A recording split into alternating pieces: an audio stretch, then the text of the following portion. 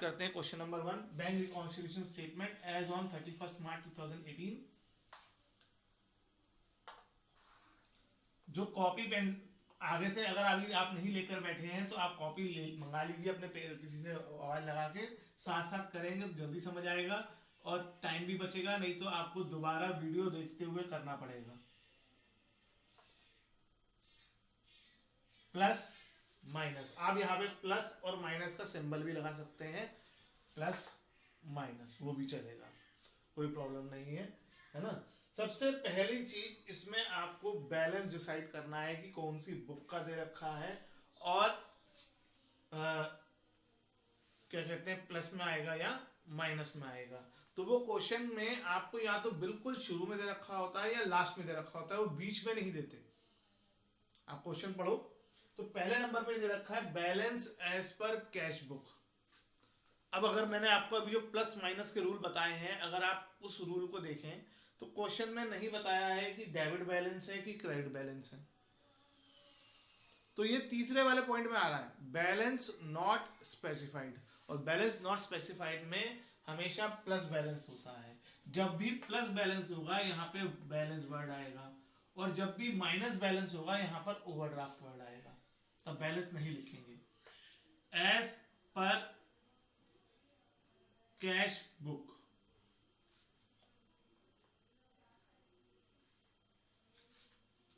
$2,400 plus में आ जाएगा।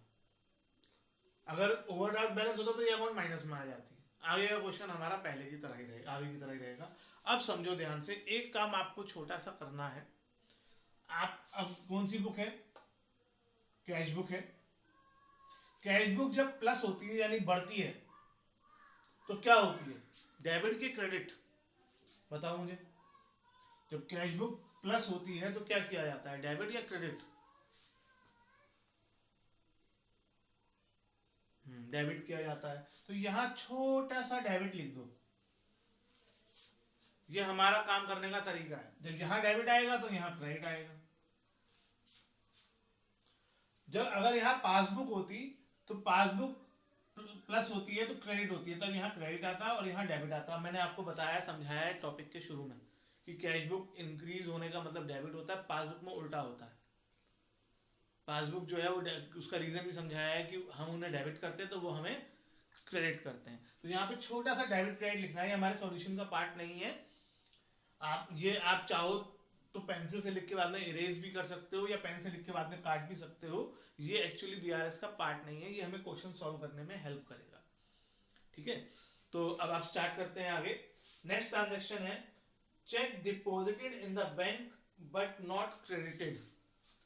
वही स्टेटमेंट जो क्वेश्चन में लिखी है आपको एज इट इज नहीं उतारनी है, लेकिन ये कई बार स्टेटमेंट्स आपको थोड़ी घुमा फिरा के दे रखी होती हैं, उसे आप मॉडिफाई करके अपने हिसाब से लिखेंगे और धीरे धीरे आपको याद हो जाएंगी। Checks deposited but not credited, इसके लिए मैंने आपको लिखवाया था जो लास्ट टाइम हमने डिस्कस किया था, checks deposited but not collected. एक ही बात होता है, एक ही बात होती है। आप कलेक्टेड भी लिख सकते हो, जरूरी नहीं कि क्वेश्चन में जो लिखा है वही शब्द यूज करना है, आप इसके साथ कलेक्टेड भी लिख सकते हो। तो क्या किसी को याद है कि इसका इफेक्ट क्या पड़ता है? Check deposited but not credited कौन सी बुक में और क्या? कैश बुक है, पासबुक है, increase decrease?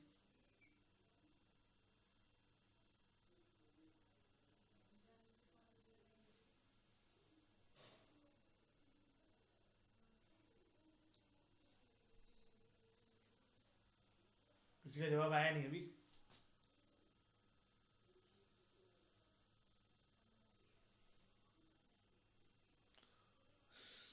Decrease in cash book लिखा है नमन ने। नमन माइक ऑन करो बेटा। Yes sir. हाँ बताओ कैसे decrease in cash book? Mike off हो गया वापस।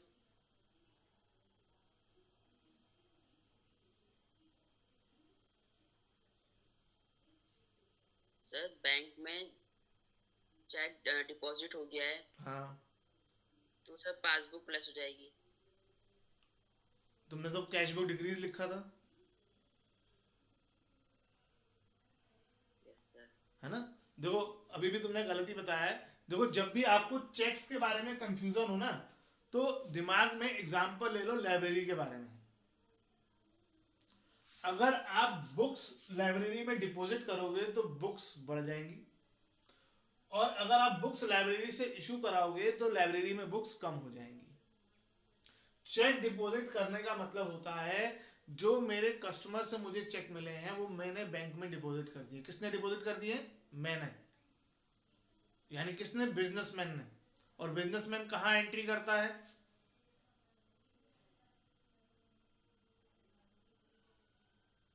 कैश बुक में या पासबुक में? कैश बुक में। तो इसकी रिकॉर्डिंग कैश बुक में होगी, पासबुक में नहीं। इसका इफेक्ट कैश बुक में पड़ेगा, बैंक में। मैंने आपको समझाया था, उस वीडियो को दोबारा देखना बेटा। कई लोगों ने लाइटली लिया, मैंने देखा बहुत कम लोगों ने वीडियो दोबारा विजिट करी है कि सर ने तो सुना, क्योंकि उस वक्त इस वक्त थोड़ी सी डिस्टर्बेंस रहती है, इसे बार बार सुनना जरूरी है। आपको ये फैसिलिटी मिली हुई है, क्लास में ये फैसिलिटी नहीं होती थी। तो कैश बुक जो है वो इसकी वजह से इंक्रीज हो जाएगी। और क्योंकि नॉट क्रेडिटेड का मतलब हुआ अभी तक बैंक में पैसे नहीं आए। ये जो क्रेडिट होना है, बढ़ना है, पासबुक में बढ़ना है। चेक मुझे मिले, मैंने बैंक में जमा कर दिए। हम चेक जो डिपॉजिट होते हैं वो हमेशा बिजनेसमैन करता है, इसलिए वो कैश बुक में एंट्री करता है। तो कैश बुक बढ़ गई, पासबुक उतनी की उतनी रही। तो इसका इफेक्ट ये पड़ा, कैश बुक इंक्रीज हो गई। अब हम डेबिट क्रेडिट में आते हैं। कैश बुक क्या हुई? डेबिट हुई या क्रेडिट हुई?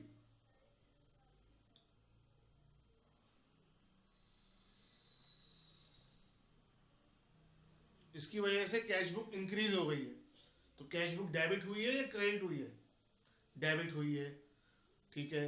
जो भी आपका रिजल्ट आ रहा है डेबिट क्रेडिट, आपको ठीक उसकी अपोजिट साइड में अमाउंट लिख देनी है। ऐसा क्यों लिखना है ये भी समझाता हूं मैं। डेबिट, आपने, आपका जवाब था डेबिट, तो हम यहाँ पे लिखा हुआ है ना, हम लिखेंगे अमाउंट क्रेडिट में। एक्चुअली हमारे पास कैश बुक का बैलेंस है और हम पासबुक का बैलेंस निकालने जा रहे हैं। तो जो भी कैश बुक में हुआ है हम उसका अपोजिट कर देंगे। तो ये कैश बुक में डेबिट हुआ है, इसलिए हम इसे क्रेडिट कर रहे हैं। ठीक है, धीरे धीरे समझ में आएगा, पहले क्वेश्चन से समझ में आएगा, फिर समझा रहा हूं। नेक्स्ट है cheque issued but not presented for payment. Cheques issued but not presented, इसका इफेक्ट क्या पड़ेगा? कौन सी बुक में और क्या? कैश बुक डिक्रीज होगी, यानी कैश बुक क्या होगी? डेबिट की क्रेडिट? इंक्रीज नहीं होगी रिया। मैं किसी को चेक इशूड का मतलब है मैंने किसी को चेक दिए। जब मैं, अगर आपको लगता है कि चेक इशू करने से पैसे आ जाते हैं तो अपने फादर को कहना कि मुझे चेक दे दे, वो चेक इशू करना ही हुआ ना। जब भी आप किसी को चेक दोगे तो पैसे कम होंगे, कैश बुक कम हो जाएगी। कैश बुक कम हो जाएगी। अब डेबिट या क्रेडिट की बात करते हैं। कैश बुक कम हो गई, क्रेडिट होगा। और क्योंकि क्रेडिट हमारा जवाब आया है इसलिए हम अमाउंट कहां लिख देंगे? डेबिट में। 1200, ये है डेबिट। ठीक है। नेक्स्ट ट्रांजेक्शन क्या है? Insurance premium paid by the bank. Insurance premium paid by bank.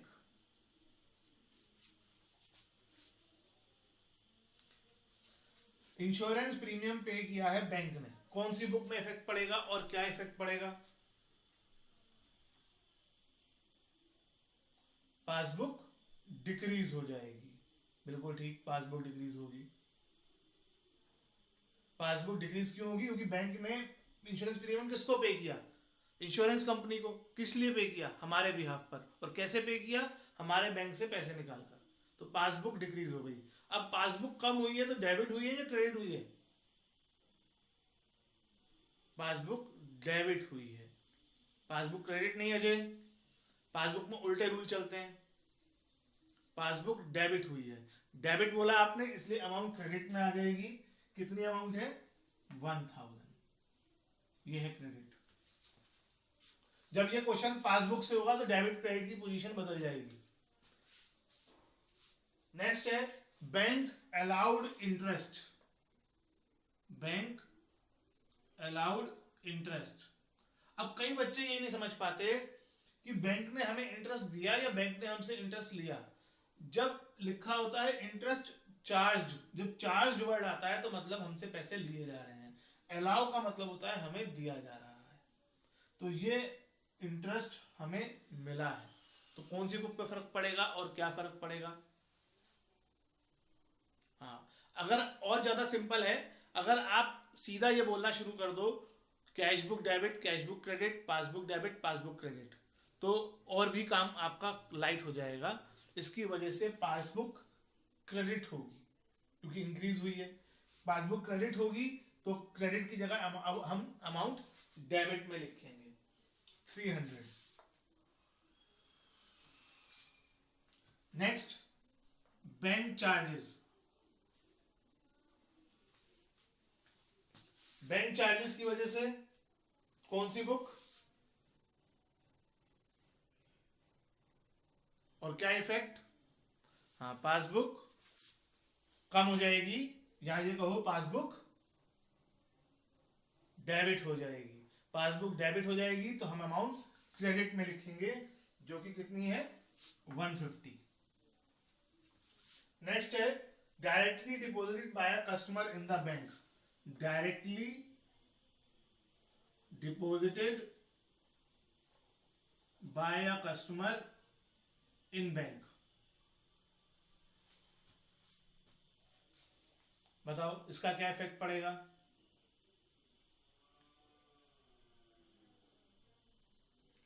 Bank में पैसा जमा हो गया, पासबुक इंक्रीज हो गई यानी पासबुक क्रेडिट हो गई।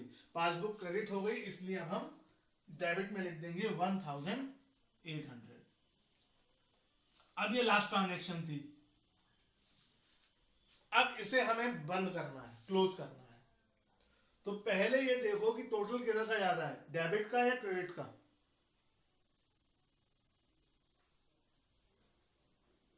डेबिट का टोटल ज्यादा है या क्रेडिट का? ऐसी पता चल जाएगा, टोटल लगाने की जरूरत नहीं है। डेबिट का ज्यादा है। जब भी डेबिट का टोटल ज्यादा होगा यहां वर्ड लिखेंगे बैलेंस, और जब भी क्रेडिट का टोटल ज्यादा होगा तो यहां वर्ड आएगा ओवरड्राफ्ट। क्योंकि क्या रूल है, अगर प्लस का टोटल ज्यादा है इसका मतलब प्लस बैलेंस होगा, और माइनस का टोटल ज्यादा है तो इसका मतलब माइनस बैलेंस होगा। तो वही रूल यहां पर भी लगेगा। बैलेंस कब आएगा? जब प्लस का टोटल ज्यादा है, और अगर माइनस का टोटल ज्यादा तो यहाँ ओवरड्राफ्ट आएगा। एज पर हमने कौन सी बुक से स्टार्ट किया था? कैश बुक से। तो अब आंसर आएगा पासबुक का बैलेंस। रियल लाइफ में हमारे पास ये बैलेंस अवेलेबल होता है। फिलहाल ये तो हमारा आंसर है क्वेश्चन का, ठीक है। उसके बाद हम टोटल की लाइनें खींचेंगे। इसके बाद, इसके सामने नहीं, इससे नेक्स्ट लाइन में ज्यादा वाली साइड का टोटल लगाएंगे।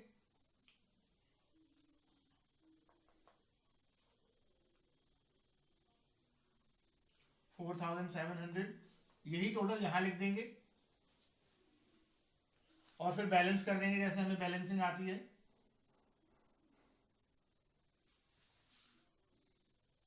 सॉरी मैंने कहीं गड़बड़ करी, सॉरी यहाँ 5 आ रहा है, 5 5 और ये 2, इस वाले वन को नहीं जोड़ा था मैंने। तो 2550 आपका पासबुक का क्लोजिंग बैलेंस आ गया और ये हमारा आंसर आ गया।